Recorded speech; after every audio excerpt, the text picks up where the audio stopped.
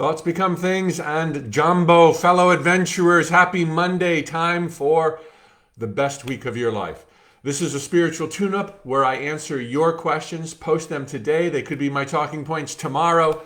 Thanks for all the great questions. Hope you all had a great weekend.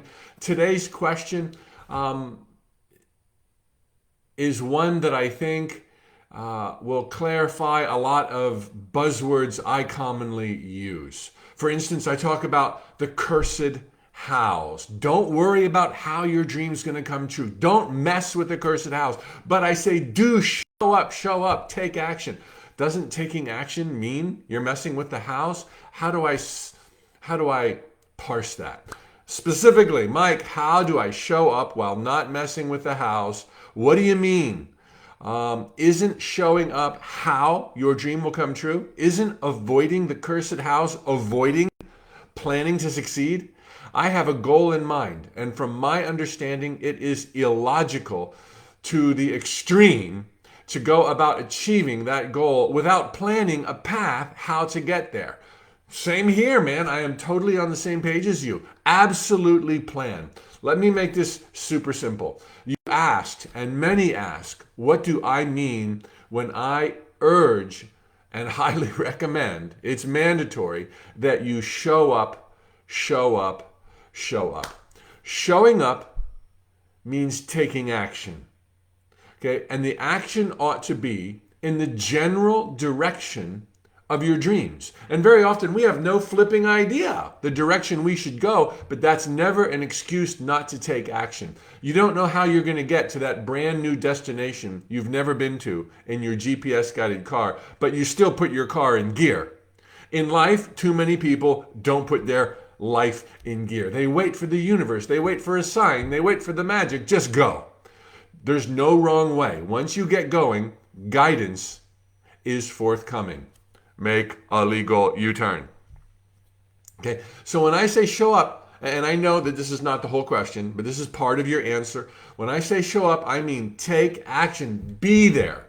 Don't sweat it. Don't stress. Just put your car in gear and roll, and immediately you'll have clarity. Clarity that you could not have had any other way than by taking the action.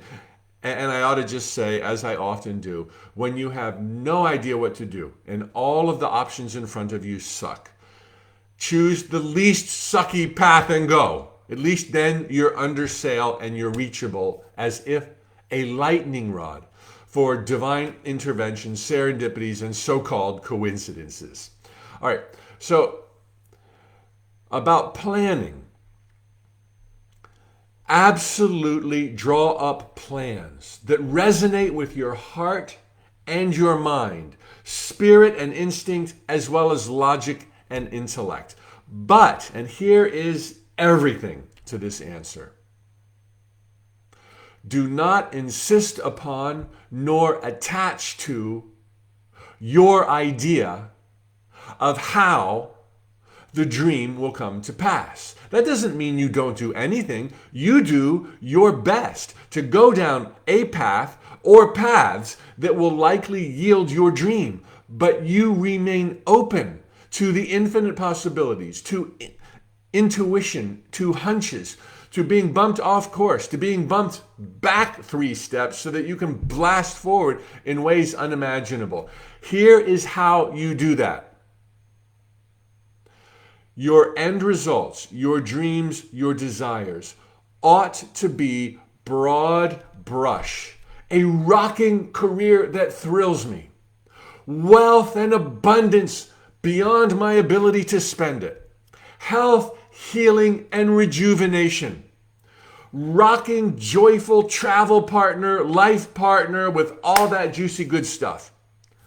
Those types of end results, dreams, goals, those you attach to.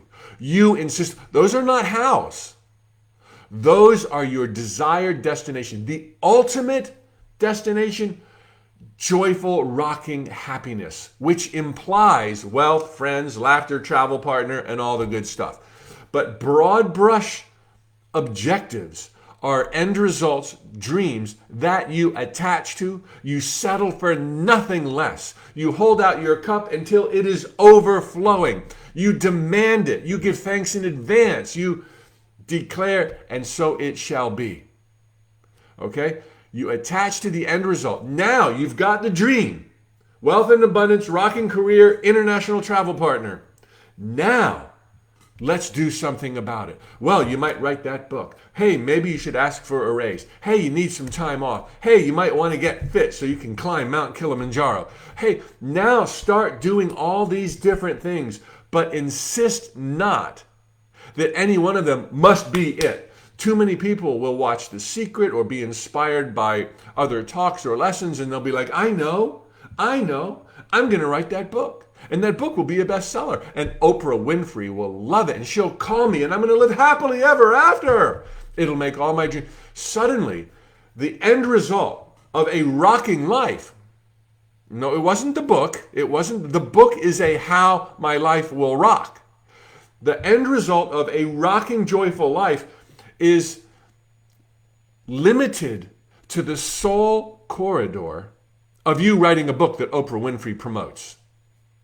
You have just slammed shut the door on all other possibilities. But the universe loves me and my thoughts become things, and I know that I can make this happen because all things are possible. Even though I hate to write, and even though I don't even like to read, I'm going to write a book that Oprah will love and I'll live happily ever. You're carrying the weight of the world on your shoulders. Then you tell all of your friends, and then the page is blank, and then you feel devastated and incomplete. Can't budge.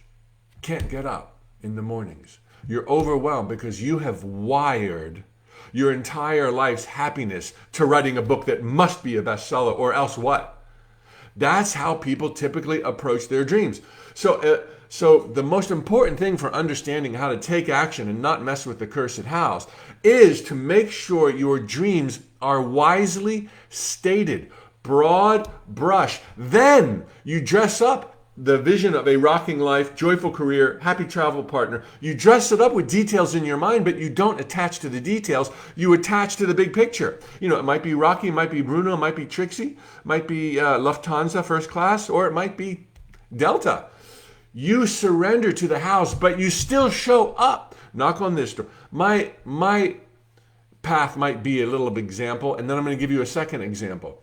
I aspired to being a writer since I was a little boy, but never paid much attention to it. And I tried, and I was really bad at writing, and I couldn't hold the concentration. But I realized as I was putting words together and started sending out emails that I am much more than a writer. I have something to say. I'm a teacher of metaphysics and the nature of reality, and I can do that in more ways than by writing. I continued writing, but I never said, I will do it and it'll be the best. I became a webmaster.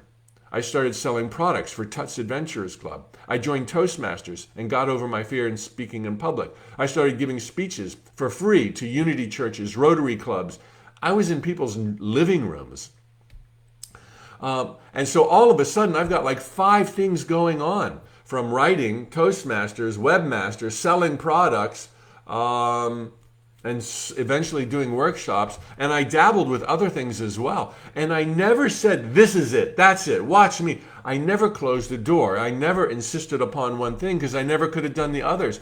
And then gradually they all started blooming. It doesn't always work that way. Sometimes 3 doors will shut and 2 will open. And then there'll be a 6th one that you didn't even dream of that will be the happiest one. But by you taking action and insisting on nothing less than the end result and being your best down every single path that you meticulously plan to the best of your ability with heart and mind, you will be a lightning rod for the miracles ordained by the big picture end result. This is how you take massive action, or inspired action, as many people talk about, without insisting that each baby step be successful. Hey, maybe this door will open, maybe it won't. Maybe this door will force that door to open, but that door is not on your radar, and it won't be until you knock on this door, and then pop, this door never opened, that door flew open. Businesses, this is my final example, do this automatically. Businesses have wisely chosen end results. A business end result, a big corporation, or a mom and pop shop, profits. Bottom line, profits. If it's a big corporation, profits and shareholder happiness. They don't give a flying yahoo what product brings home the bacon?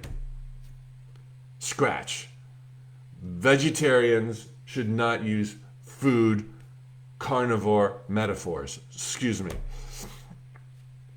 But a big business is not going to be like, well, it has to be this hula hoop or we're going to die. Or it has to be this hula hoop because the universe loves us. A big corporation has members that are incredibly soulful and creative, and it has people that are very logical and disciplined, and together they try this product and that marketing plan and this and that and this and that, and wherever things take off, then they give more resources to that thing that took off. People don't do that. People are like, I'm all bummed out. Oh, I'm all depressed. This was going to work, and so rained on my parade, and I don't like it, and they don't like me. It's like, reset, start over, keep going. The end result is assured. When it's broad brush, profits, joy, health, rehabilitation, it really is so flipping easy. Thanks for letting me do these little talks. I think I hit every point I wanted to hit. Hello, Nelson and Winnie and Maria and Jamie, all on Facebook, Kathy too, and then on Instagram, Autism Fit Mom, glad you're here. Hey, Jeb. Hey, Ashley. Hey, Animal Reiki Lady. Please post your questions down below today, and perhaps I'll be talking about them tomorrow or this week. Also, notice down below, you can still watch my Fast Manifesting Masterclass, Fast Manifesting by Helping Others, where I cover so much stuff, 90 minutes on me. Click the link below my video on Facebook, swipe up to my bio and Instagram, and prepare to astound yourself. Thanks for the great question that came in today and for the great ones that are coming in this week.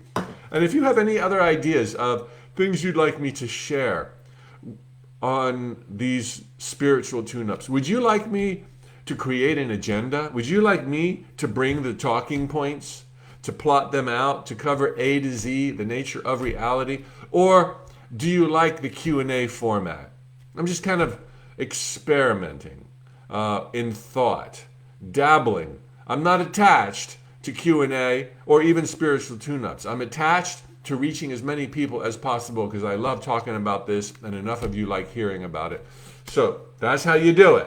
What else can I try? Let's open up some more doors. I'm doing the books and the courses and all as well simultaneously. Okay, hasta la pronto, amigos. Te amo. Ciao.